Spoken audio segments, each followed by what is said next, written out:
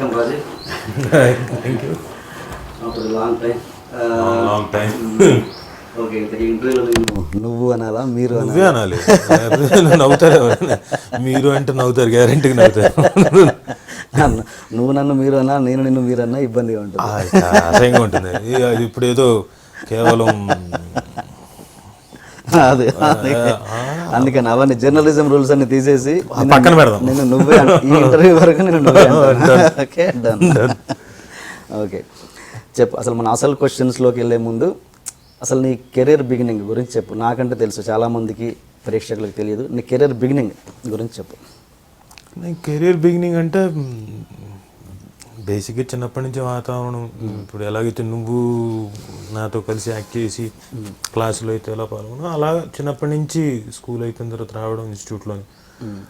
So probably 85, 86 television daily అంటే serials ధారావాహికం అనేది మొదలెట్టినప్పుడు అనగనగా ఒక శోభ అనేది అప్పుడు స్టార్ట్ అయినప్పుడు అందరూ కూరండి. బిఫోర్ యాక్టింగ్, బిఫోర్ దానికంటే బిఫోర్ అంటే ఇన్స్టిట్యూట్ నుంచి, అంటే నాకు బాగా గుర్తు, నువ్వు ఏంది ఇన్స్టిట్యూట్ నుంచి జూబ్లీహిల్స్ నుంచి నడుచుకుంటూ బ్యాగ్ వేసుకొని పంజాగుట్టకి వెళ్ళేవాడు, అక్కడ బస్సు ఎక్కి నాంపల్లిలో దిగి తెలుగు యూనివర్సిటీకి వెళ్ళి, ఇవన్నీ గుర్తుకొస్తే ఎలా ఉంటుంది అసలు? అని హ్యాపీ డేస్ అవన్నీ. అంటే లెర్నింగ్ ప్రాసెస్ అంటాం కదా, ఇట్స్ కంటిన్యూస్ ప్రాసెస్.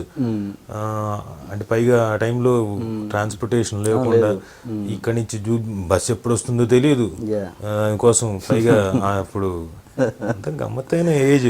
ఏంటి అక్కడ తెలుగు యూనివర్సిటీలో నువ్వు చేసింది? నేను బిఏ థియేటర్ ఆర్ట్స్. అంటే థియేటర్కి సంబంధించింది. దాంట్లో యాక్టింగ్ ఒక subject, theatre stage, lighting, sets erection, ఇంకా నాట్యశాస్త్రం, ఇంకా western drama, eastern drama, Sanskrit drama, ఇంకా అన్ని రకాల ఫార్మాట్స్ గురించి మాట్లాడుకో. బిఏ థియేటర్ ఆర్ట్స్ అంటే ఎనీ అదర్ డిగ్రీ. ఇప్పుడు 3 ఏళ్ళు నువ్వు ఎలాగైతే డిగ్రీ ఏం చేసావు కాదు, డిగ్రీ బీకామ్లో అంటే కామర్స్ సంబంధించిన సబ్జెక్ట్, అలా యాక్టింగ్కి సంబంధించింది డిగ్రీ 3 ఏళ్ళు. బిఏ అయిపోయిన తర్వాత ఎంఏ చేశాను. ఓకే, అంతే. అది నీ కెరీర్ పరంగా హెల్ప్ అయిందా నిజంగా? 100%.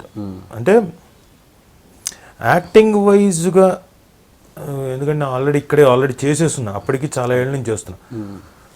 డిగ్రీ జాయిన్ అయిన తర్వాత థియరిటికల్గా ఈ సబ్జెక్ట్ గురించి తెలుసుకోవడానికి ఇంకా బాగా హెల్ప్ అయ్యి. ఓకే. ఇప్పుడు కొన్ని బయటికి వెళ్ళినప్పుడు కదా, ప్రపంచంలోకి వెళ్ళినప్పుడు కదా ఇంకో థియరీ తెలుస్తుంది. అది అవునా కాదా అని మళ్ళీ కనుక్కోవడానికి రోజు నాన్నతో అప్పుడు సాయంత్రం పూట 3 గంటలు కూర్చొని డిస్కషన్. నాన్న దగ్గర నేర్చుకున్న స్టూడెంట్సే చెప్పేవాళ్ళు నాకు పాఠాలు. ఇది అవునా, దాని గురించి ఎప్పుడైతే ఒక డౌట్ మనకు క్వశ్చన్ రేజ్ అవుతుందో దాన్ని ఎక్కువగా విడమర్చి చెప్పినప్పుడు క్లారిటీ బాగా పెరుగుతుంది. అలా ఆ విధంగా నాకు బాగా హెల్ప్ అయింది. బిఏ థియేటర్ ఆర్ట్స్ కానీ ఎంఏ థియేటర్ ఆర్ట్స్ కానీ 2 చాలా హెల్ప్ అయింది. నువ్వు ఆర్టిస్ట్గా స్టార్ట్ చేసావు, బాగా మంచి సక్సెస్ చూసావు, కానీ సడన్గా మధ్యలో గ్యాప్ వచ్చింది. ఏంటి ఆ గ్యాప్ రీజన్ ఏంటి అసలు? నాకు తెలియదు.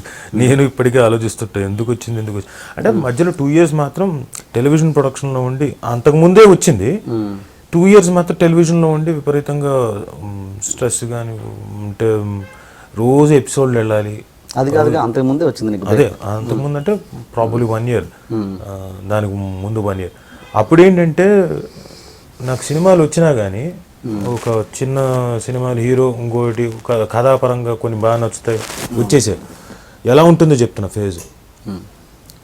వచ్చేసి సార్ మనం సినిమా చేసేద్దాం సార్, ఇదిగోండి మీకు అడ్వాన్స్ ఇంత అని. అలాగేనండి, నాకు కథ నచ్చేది, సూపర్గా ఉంది.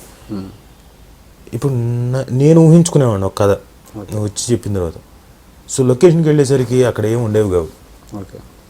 ప్రొడ్యూసర్ డబ్బర్ పెట్టలేదునో, లేకపోతే ఆర్టిస్ట్ కుదరలేదునో, డబ్బులు ఇవ్వకపోతే రాలేదును, ఎక్విప్మెంట్ రాలేదు. ఒక్కొక్కసారి నేను లొకేషన్కి వెళ్ళిన తర్వాత ఇదేనే లొకేషను ఏంటి ఇంకా అంటే ఇంకా రాలేదండి, ఇంకా యూనిట్ బండి రావాలి. ఇలాంటి సందర్భాలు జరిగాయి. ఎందుకు వచ్చిన వాళ్ళు నాకు వాళ్ళు ఏంటంటే ప్రొడక్షన్ చేస్తారు, సగం దాకా వెళ్ళిన తర్వాత ఆగిపోతుంది. సినిమా కంప్లీట్ అయిపోతుంది, అయిన తర్వాత పబ్లిసిటీ దగ్గర డబ్బులు లేక ఆగిపోతుంది, అంతా అయిపోతుంది. అయిపోయిన తర్వాత నేను హడావిడిలో ఉంటాను. నిన్న రిలీజ్ అయిందిగా మీ సినిమా అనేవాళ్ళు, అది ఎప్పుడు రిలీజ్ అయింది, అయ్యో సో ఇన్ని రకాల కైండ్ ఆఫ్ ఏది నువ్వు మాట్లాడుతున్న నువ్వు హీరోగా చేసిందా హీరోగా చేసినవి. ఓకే. ఇంక ఎందుకు అంటే నాకు తెలిసి నువ్వు హీరోగా చేసి తప్పు చేశానని ఎప్పుడన్నా ఫీల్ అయ్యా? ఎప్పుడు ఫీల్ అవ్వలేదు.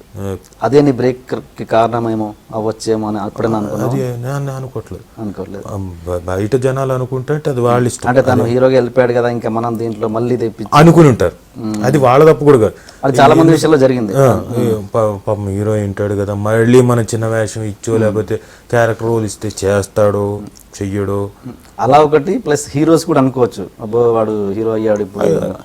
అన్ని రకాలు ఉంటాయి కదా, అన్ని రకాలుగా అనుకుంటారు కదా. Could be there. బట్ ఒకటి రాంగ్ నోషన్ ఏంటంటే అలా అనుకోవడం ఛాన్స్ లేదు. నేను హీరోగా చేస్తూనే మిగతా సినిమాలు కూడా చాలా చేస్తున్నా. ఓకే. ఇప్పుడు ఫిలిం బాయ్ అరవింద్ నేను హీరో అవ్వాలనుకోలేదు.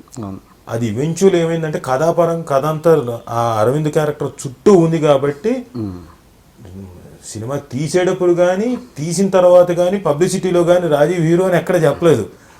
రిషి, మోనో చోప్రా, రాజీవ్ అనేవాడు. అల్టిమేట్ గా పర్ఫార్మెన్స్ మొత్తం అంతా ఇటువైపు ఉంది కాబట్టి రాజీవ్ కనకాల హీరో అని చెప్పేసి అంటే పాత్రికేయులు మిత్రులు వీళ్ళంతా చూసిన వాళ్ళతో రాజీవ్ సినిమా అనడంతో రాజీవ్ కనకాల హీరో అయ్యాడు. ఆ తర్వాత ఇంకా వరుస పెట్టి మిగతా సినిమాలు అన్ని చేస్తున్నాను. ఇవి చేస్తూ ఉండగానే మిగతా బయట సినిమాలు పెద్ద పెద్ద హీరోలతో కూడా చేస్తున్నాను. నేను హీరోగా చేస్తున్నప్పుడే కళ్యాణ్ రామ్తో చేశాను. నేను హీరోగా చేస్తున్నప్పుడు లేకపోతే ఇంతమంది హీరోలతో ఎలా చేస్తాను? నేను అందరితో చేసిన. అయితే వాళ్ళకి ఇప్పుడు ఒక్కొక్కరికి ఒక్కొక్క విజన్ ఉంటుంది. అంటే ఈ క్యారెక్టర్ సరిపోతాడు, ఈ క్యారెక్టర్ సరిపోడు, ఈ టైంలో బిజీగా ఉన్నాడు, దొరకడు, ఇలాంటి రాంగ్ నోషన్స్, వాళ్ళు ఇష్టం వచ్చిన నోషన్స్ ఇష్టం వచ్చినట్టు వాళ్ళు అనుకో. నువ్వు హీరోగా నువ్వు సెలెక్ట్ చేసుకున్న సబ్జెక్ట్స్ కూడా కరెక్ట్ కావేమో అని నేను ఫీల్ అయ్యాను. అంటే నీ ఒపీనియన్ ఏంటి దాని మీద? తప్పులేదు, ఎందుకంటే అది ఎవరిష్టం. యాక్చువల్గా నేను సెలెక్ట్ చేసుకున్న సినిమాలన్నీ చాలా మంచి సినిమా, మంచి సబ్జెక్ట్స్, చాలా మంచి ఎక్కడో తేడా కొట్టింది అంటే చెప్తున్నా కదా. ఇప్పుడు ఒకటి నేను సెలెక్ట్ చేసుకున్నది దాని ఎగ్జిక్యూషన్ లెవెల్లోకి వచ్చేసరికి ప్రాబ్లం ఉంటుంది. పాయింట్గా మాత్రం నేను ఎన్నుకున్నది ఎప్పుడు ఏది ఫైర్ అవ్వదు. ఎప్పుడైతే నేను వింటున్నానో ఎమోషనల్గా కనెక్ట్ అయ్యి దాంట్లో ఉంటేనే యాక్సెప్ట్ చేశాను.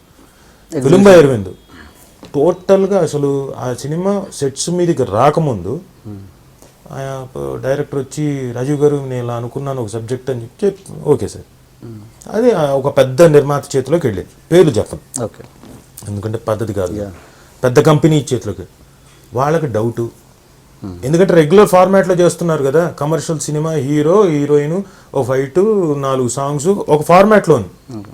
ఇతను వచ్చి చెప్పేది ఏదో గమ్మత్తుగా చెప్తున్నాడు. ఇది ఏంటమ్మా ఎలా? ఆల్రెడీ ఆ పర్టికులర్ నిర్మాత ఆ డైరెక్టర్తో చేసిన వాళ్ళు, వాళ్ళకి నమ్మకం కుదరలేదు. నా దగ్గరికి వచ్చి నేను నమ్మాను. ఏమ్మా నీకు నచ్చిందన్న? నాకు చాలా బాగా నచ్చిందండి అన్న. అయిపోయింది. తర్వాత ఒక 6 నెలలు మళ్ళీ దాని గురించి ఊసలేదు. ఇంకొక ప్రొడ్యూసర్ దగ్గరికి ఇదే సబ్జెక్ట్ మళ్ళీ ఆ డైరెక్టర్ ఇంకోటి దగ్గరికి, అప్పుడు కూడా ఓకే, ఇదిగో రేపు స్టార్ట్ అవుతుంది అనుకున్నాను. మళ్ళీ ఇంకొక 6 నెలలు దాని ప్రస్తావం లేదు, మళ్ళీ స్టార్ట్ అవ్వలేదు. ఫైనల్గా లేదు సార్, లేదు ఈసారి గ్యారంటీ. ఒక గట్టి వ్యక్తి దొరికాడు, ఫైనల్గా స్టార్ట్ అయింది. It paid of. 100 days ఆడింది దానికి. దాంట్లో ఎవరు లేరు. మహా అంటే 3 క్యారెక్టర్లు, రిషి, రాజీవ్, మోనా చోప్రా. మిగతా అన్ని ఒక సీన్ అలా వచ్చిపోయే క్యారెక్టర్లు. స్టార్ కాస్ట్ లేదు. 100 days ఆడింది. ఆ తర్వాత బ్లాక్ అండ్ వైట్ అనే సినిమా చేశారు. బ్లాక్ అండ్ వైట్ అంటే ఫార్ ఫెచ్డ్, అంటే పాయింట్ వైజ్గా కూడా చాలా ఫార్ ఫెచ్డ్ సినిమా. మంచి టాక్ కూడా వచ్చింది. 50 days ఆడింది. సో నేను చేసినవి ఏది ఇప్పుడు ఫ్లాష్ న్యూస్ ఒకటి చేశాను, అంటే డిఫరెంట్ బ్యాక్ డ్రాప్.